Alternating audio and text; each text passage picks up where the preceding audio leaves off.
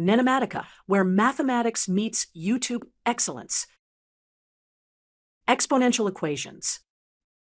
Welcome to our math lesson today. We're going to learn about perfect squares and perfect cubes. Let's start with some important definitions.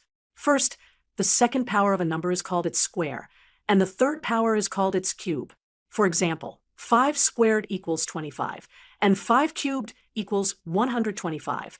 Similarly, 2 squared equals 4, and 2 cubed equals 8. Now, let's learn about perfect squares. In the factorization of a number, if all the powers are even, we call that number a perfect square. Let's look at a concrete example. Consider the number 36. Its prime factorization is 2 squared times 3 squared. Since both exponents are even, both are 2, 36 is a perfect square. And indeed, 36 equals 6 squared. Next, let's learn about perfect cubes. In the factorization of a number, if all the powers are multiples of 3, we call that number a perfect cube. Here's an example of a perfect cube. Consider the number 216. Its prime factorization is 2 cubed times 3 cubed. Since both exponents are multiples of 3, both are 3, 216 is a perfect cube. And indeed, 216 equals 6 cubed. Let's summarize what we've learned. A perfect square has all exponents as even numbers in its prime factorization. A perfect cube has all exponents as multiples of 3 in its prime factorization. Understanding these concepts is important for many areas of mathematics, including factoring expressions, solving equations, and simplifying radicals. Try practicing these concepts by finding the prime factorization of various numbers and determining whether they are perfect squares, perfect cubes, both, or neither. Thank you for watching this lesson on perfect squares and perfect cubes. Welcome to our math lesson. Today, we'll solve an interesting problem about finding the smallest number that needs to be multiplied by 1350 to make it a perfect square. To solve this problem, we first need to understand what makes a number a perfect square. A perfect square is a number that can be written as the square of an integer. In other words, all of its prime factors must appear an even number of times.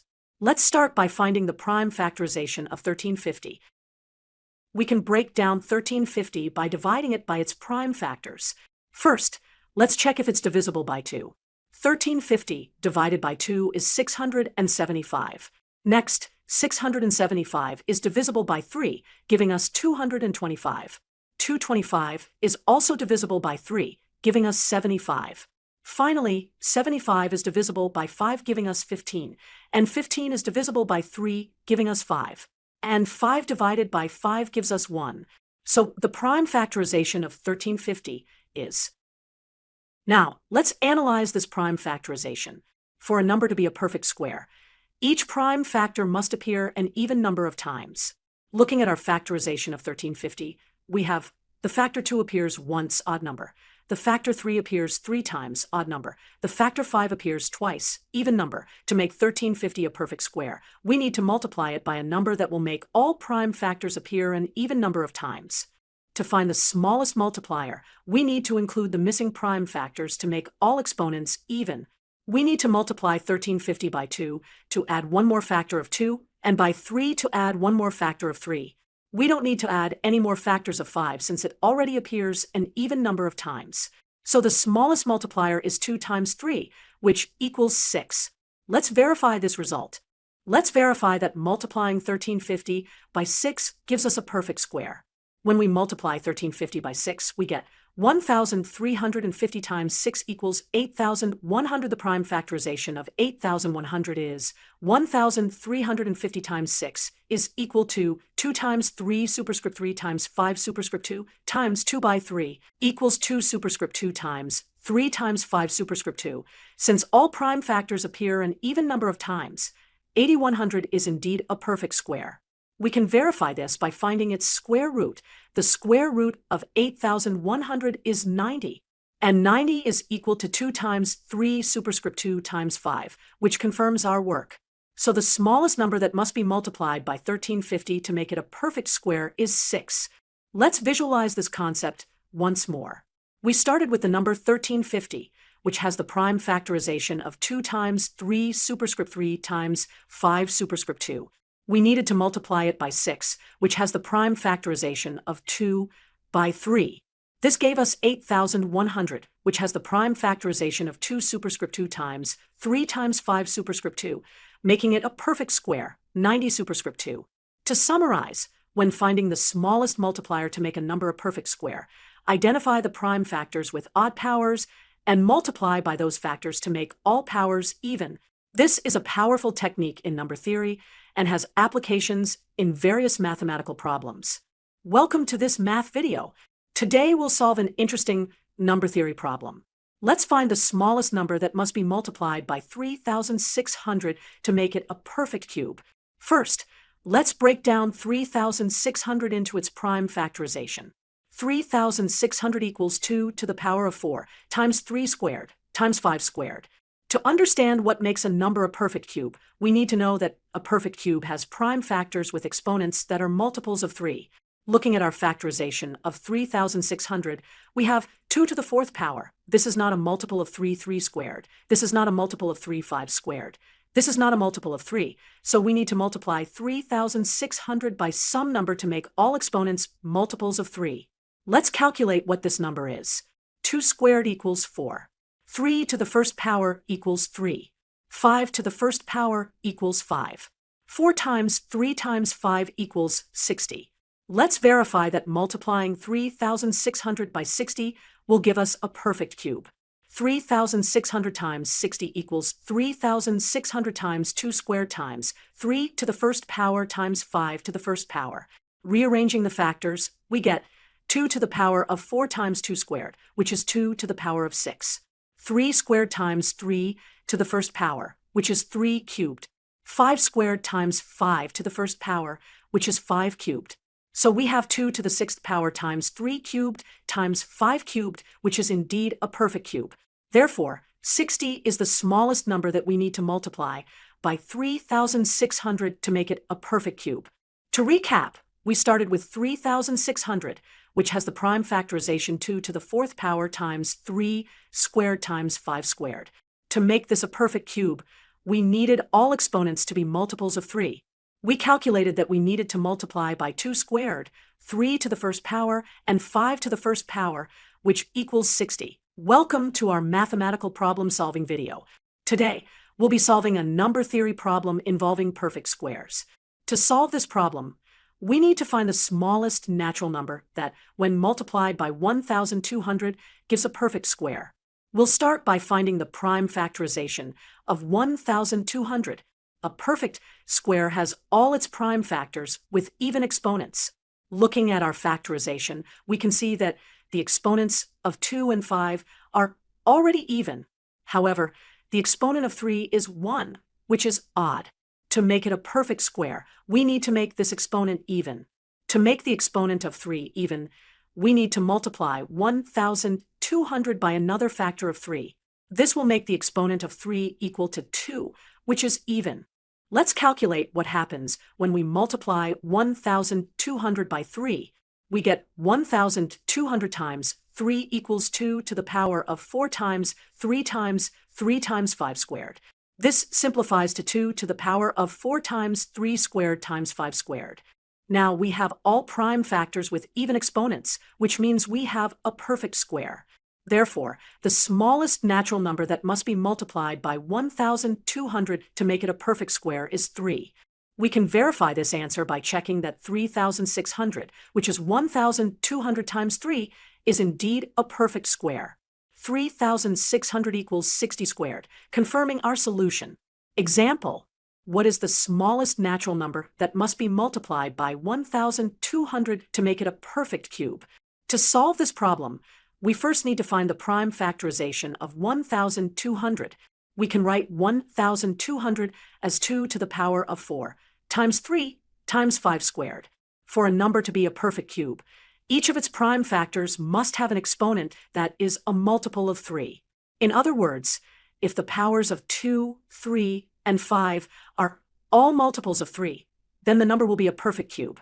So we need to multiply 1,200 by a number that will make all the exponents multiples of 3. We need to multiply by 2 squared times 3 squared times 5 to the power of 1. Let's verify our answer. If we multiply 1,200 by 180, we get 2 to the power of 6 times 3 to the power of 3 times 5 to the power of 3.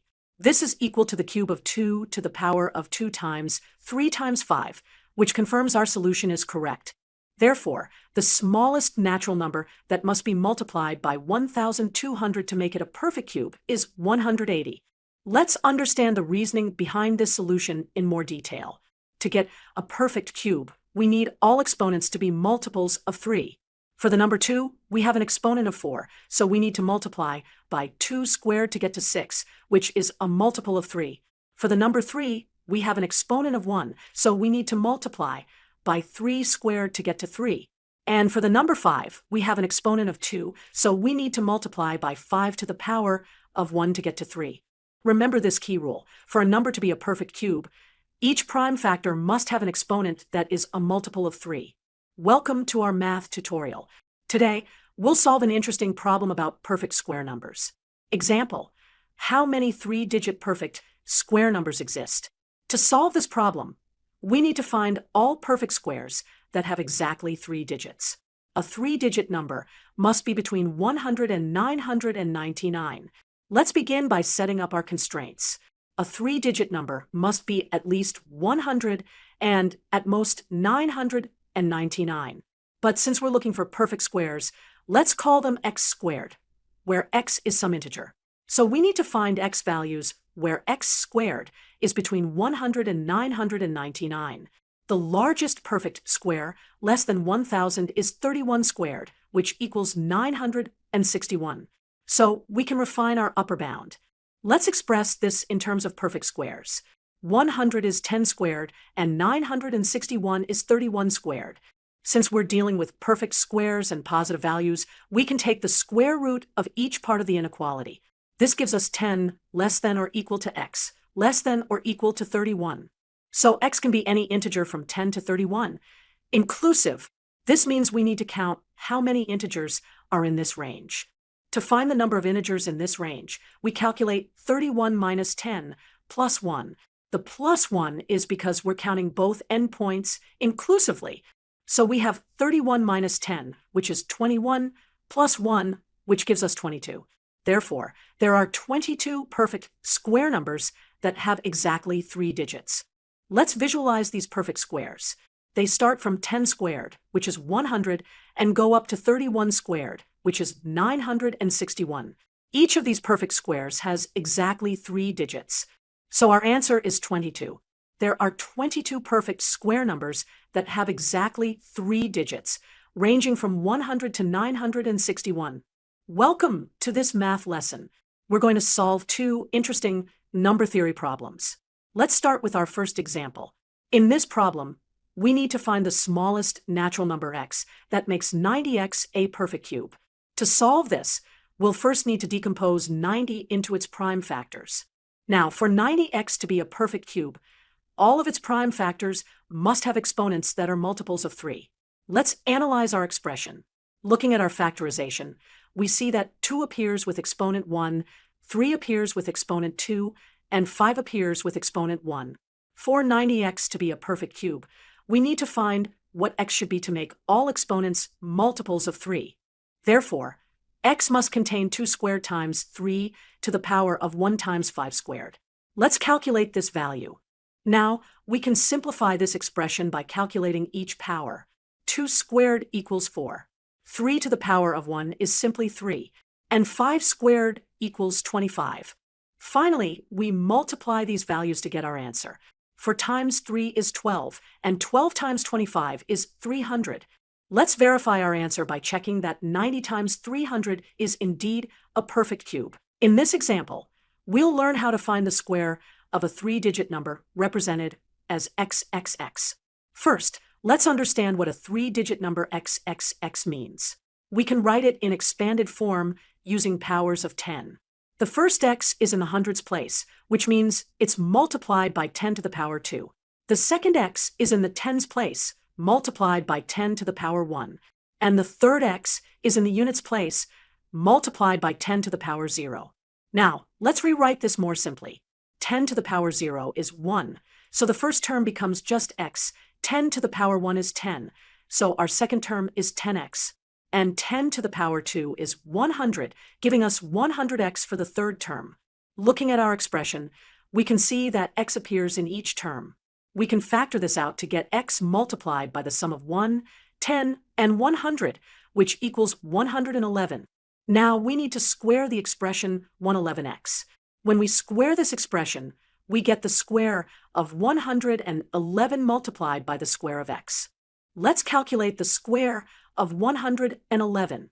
We can multiply 111 by itself, which gives us 12,321. So, our final answer is that the square of a three-digit number with all digits equal to x is equal to 12,321 times x squared. We've shown that for a three-digit number, where all digits are equal to x, its square can be calculated as 12,321 times x squared. This is a useful pattern to remember for certain types of calculations. Thank you for watching. Don't forget to like, subscribe, and hit the bell icon for more math lessons. NENOMATICA, where mathematics meets YouTube excellence.